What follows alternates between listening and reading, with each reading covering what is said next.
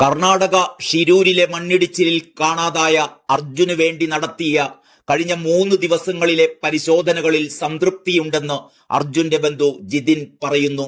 സന്നദ്ധ പ്രവർത്തകരെ ഇനി രക്ഷാപ്രവർത്തനത്തിന് ഉപയോഗിക്കേണ്ടതുണ്ട് എന്ന് തോന്നുന്നില്ലെന്നും ജിതിൻ കൂട്ടിച്ചേർത്തു.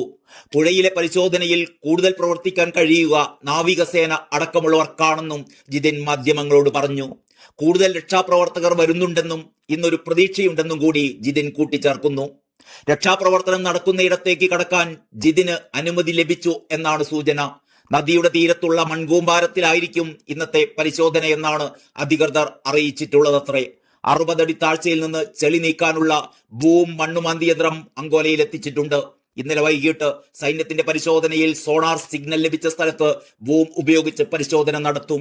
ഇന്ന് വൈകിട്ടോടെ സംഭവത്തിൽ വ്യക്തത വരുമെന്നാണ് പ്രതീക്ഷിക്കുന്നത് എന്ന് ഉന്നത സർക്കാർ ഉദ്യോഗസ്ഥർ തന്നെ അറിയിച്ചിട്ടുണ്ടെന്നും ജിതിൻ പറയുന്നു.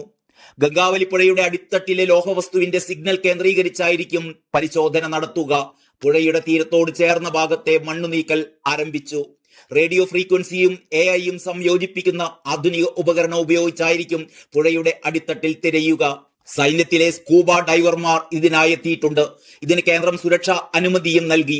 റിട്ടയർഡ് മേജർ ജനറൽ M ഇന്ദ്രബാലനും സംഘവും കൂടി ദൗത്യത്തിന്റെ ഭാഗമായിരിക്കുകയാണ്. അതിനിടെ അർജുനെ കാണാതായെന്ന് പരാതി ലഭിച്ചയുടൻ തന്നെ തിരച്ചിൽ തുടങ്ങിയിരുന്നു എന്ന് കർണാടക സർക്കാർ ഹൈക്കോടതിയെ ബോധിപ്പിച്ചു. ജൂലൈ 19 രാത്രിയാണ് പരാതി ലഭിച്ചത്. 20 രാവിലെ തന്നെ തിരച്ചിൽ തുടങ്ങിയിരുന്നു. വേഗത്തിൽ മണ്ണ് നീക്കരുത് എന്ന് ജിയോളജിക്കൽ സർവേ ഓഫ് ഇന്ത്യയുടെ കർശന നിർദ്ദേശമുണ്ടായിരുന്നു എന്നും കോടതിയെ അറിയിച്ചു. വലിയ യന്ത്രങ്ങൾ പ്രവർത്തിച്ചാൽ വീണ്ടും വൻതോതിൽ ആ കുന്നിൽ നിന്ന് മണ്ണിടിയുമെന്നായിരുന്നു ജിയോളജിക്കൽ സർവേ ഓഫ് ഇന്ത്യയുടെ മുന്നറിയിപ്പ്.